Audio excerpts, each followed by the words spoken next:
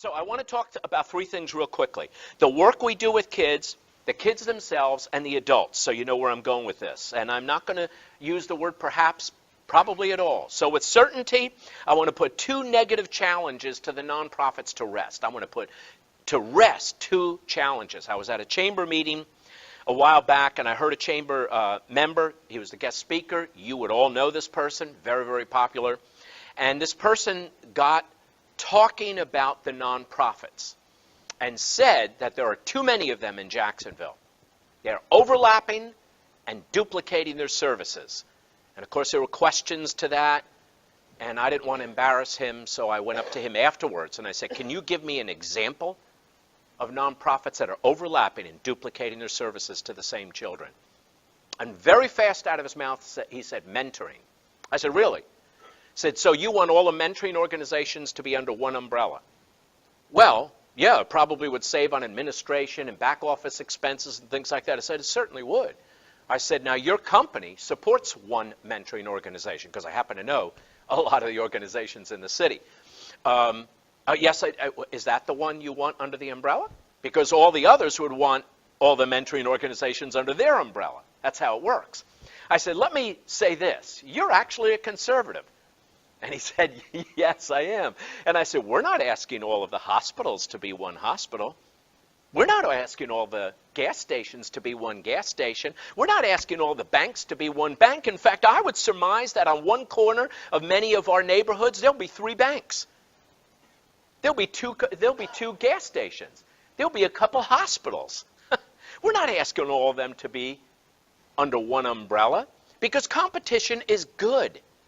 And there is not one mentoring organization or after school, whatever. There is not one and another doing the exact same thing for the same exact child. You cannot verify that. It is not happening in the city of Jacksonville. In fact, in mentoring, 2,200 kids are being mentored from organizations that I'm aware of.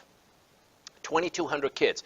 Just in middle school, 7,800 kids are eligible to be mentored. 7,800, we're only reaching 2,200. We are not overlapping our services. We are not duplicating our services to the same child. Competition is good, even in the nonprofit world. And to be purely secular, competition is even good in the church world. Often we have seen churches die and go away and the building is empty. And some people mourn that experience. That is not always a bad experience, because if that church was filling a vacuum, it would not have died. And when that happens, the vacuum will be filled. God is not going to leave that neighborhood alone. Will be filled by another church. So even in the world of churches, competition is not an evil thing. Now, obviously, it's wonderful to complement each other and collaborate together. Nonprofits do it. I know churches do it. There's great organizations in this city. LifeWork Leadership. There's so many of them that use the great folks from the different churches. And that's great too. But there's nothing wrong with competition.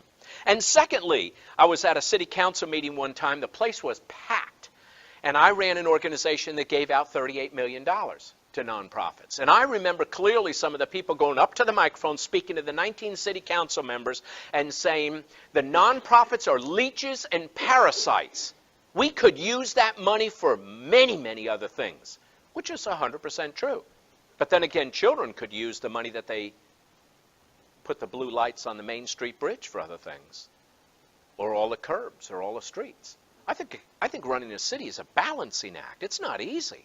And I don't admire them when they go through the budget process. But let it be known this.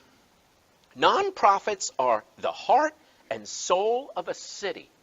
For without them, remember, churches are nonprofits. For without them, we would not know the condition and plight of the downtrodden, the neglected, and the outcasts. We wouldn't know that.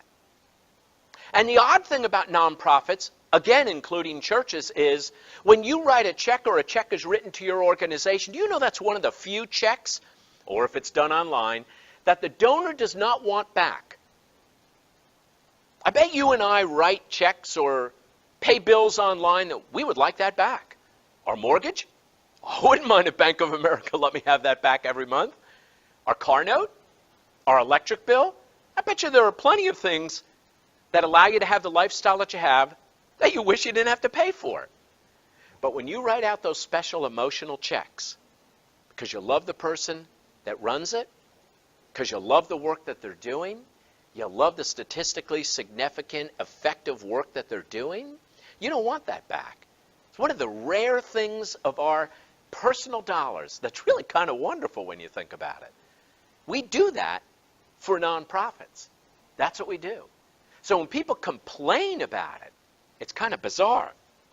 And yet it's a sad day, ladies and gentlemen, when organizations like the YWCA, later known as Community Connections, after 105 years went belly up last year, actually.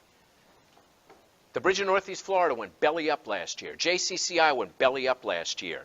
Dignity You Wear closed its doors last year. Let me tell you that there are 3 more on the verge of going bankrupt.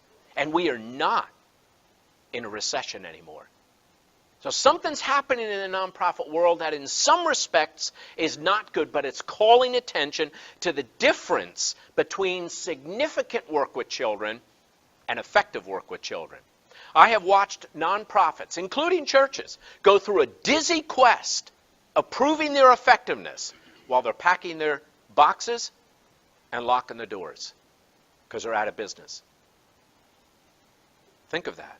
There is a difference between effective work and significant work. And let me be clear when I say this is not just about poor kids. Remember that all of the Columbines and Newtowns, those kind of atrocities did not happen in the poor areas of our cities. They happen from upper class neighborhoods of children that are lost.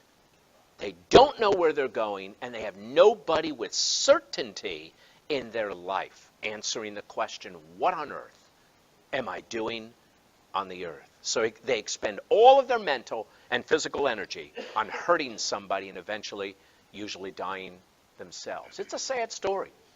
The opiates, the obesity, the diabetes in children, the new thing of taking the Tide Pods. Have you seen that now? And they're biting them. They could kill themselves with that. And yet this is what they're doing.